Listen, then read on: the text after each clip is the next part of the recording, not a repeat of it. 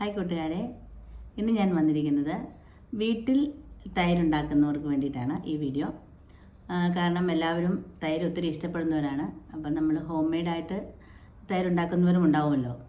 അപ്പോൾ അവർക്ക് വേണ്ടിയിട്ടുള്ളതാണ് ഈ ടിപ്പ്. ഞാൻ നേരത്തെ ഒന്നും എനിക്കിത് അറിയില്ലായിരുന്നു.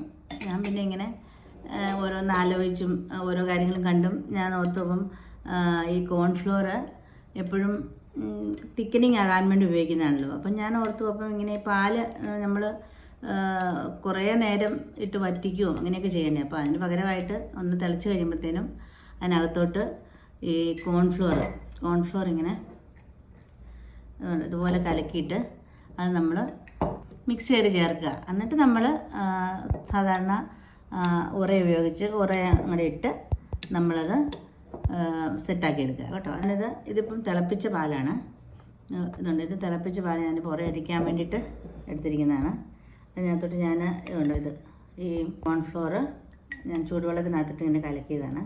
അത് ഞാനിങ്ങനെ അങ്ങ് ഒഴിക്കും.